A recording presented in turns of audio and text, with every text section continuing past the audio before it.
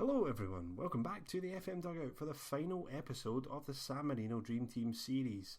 So as promised, episode 12 sees the manager Pierangelo Manzaroli being replaced by a selected manager for the viewers and also for the dugout. Now this time round, the viewers' randomly selected manager was actually Pep Guardiola, so that's who I was going to go for, and I've had to opt for a backup. Funnily enough, I chose to go with Carlo Ancelotti before the announcement that Ancelotti was going to take over from Guardiola at Bayern Munich at the end of the year.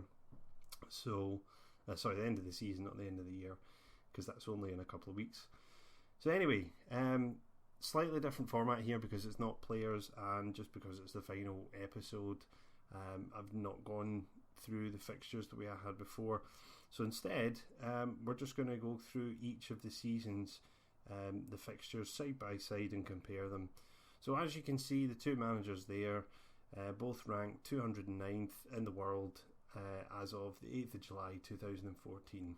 So if we move on to the next screen, we will see that, wow, we've got fairly comparable records. Now what I've done is I've called out the competitive results, so we're excluding friendlies. So you can see with Ancelotti, he's won 2, drawn 1, lost 1. His loss came against England and he got an away 4-all away draw with Switzerland, whereas Guardiola had a 4-2 home win against Switzerland and a draw against Lithuania and Estonia, and then a loss against Slovenia. So I would say, yeah, pretty reasonable starts.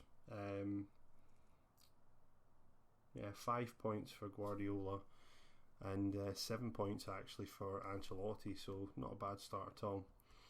Moving on into the next year, we have Ancelotti with 3 wins, 2 draws and a loss, and Guardiola with 2 wins, 2 draws and 2 losses, bearing in mind he's had to play England twice, and one of the games against England was a draw, a 1-1 draw at Wembley, so that was quite a good result. Ancelotti lost 2-1 in the corresponding fixture, so on the whole not too bad. I think you'd agree with Ancelotti, he has won 5 games now across the European Championship qualifiers, and he's drawn 3 times and lost twice, so pretty respectable. Whereas Guardiola has 3 wins, 4 draws and 3 losses, so I think Ancelotti just probably sneaks it there. So anyway, on into the next year, so you can see both teams managed to reach the Euro 2016 Championships, and both teams actually managed to make it as far as the semi-finals. What I would say is that the semi-final for Guardiola was a lot more close, lost in penalties to Belgium, so very, very nearly the viewers making the final of the European Championships, whereas Ancelotti had a 2-1 loss against Germany, so not too bad. Some good wins I think for both sides. San Marino beat Spain, they beat France, whereas with Ancelotti they had 4-2 win against Holland, 1-1 draw against Germany. Yeah, I would say Guardiola probably did a bit better. 6 wins, a draw and 2 losses compared to 5, 2 and 3. I'd say Guardiola edges it there for that year. And moving on into the penultimate season, so 2017 saw both teams actually fail to qualify for the World Cup, which was rather disappointing. So as we saw in other episodes in the series, it seemed to slump after the European Championships and things just went downhill. So the fact neither team managed to make the World Cup means that the series ends technically as a failure, despite the fact that San Marino in episode 11 for the Dugout won the European Championships and also the Confederations Cup. Counts for very little because we didn't achieve what we set out to do, which was to win the World Cup in Russia in 2018.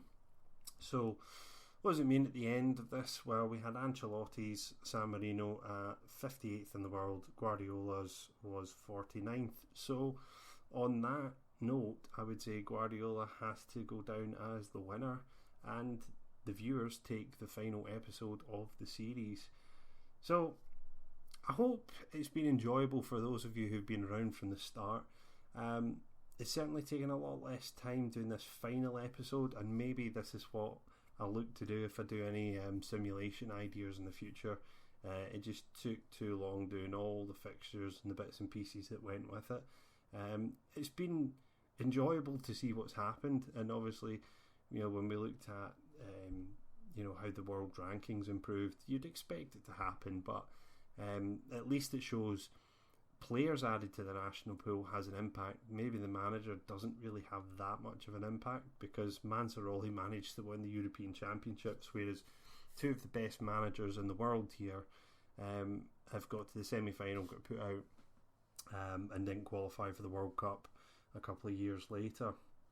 So if you've enjoyed this series, make sure you let me know, and if there's enough people who say that they've liked it, then maybe I'll look to do another simulation series at the same time as doing the Let's Play with the Hexagon Challenge, which, if you haven't looked at it, I urge you to take a look at it just now, because it's a good challenge that I've set myself, and it's going well at the moment.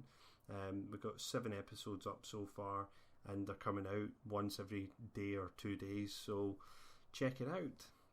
So guys, that's the end of the San Marino Dream Team, and the San Marino Dream is over. They have not managed to win the World Cup. So until the next time I get a simulation series, I'll see you when I see you.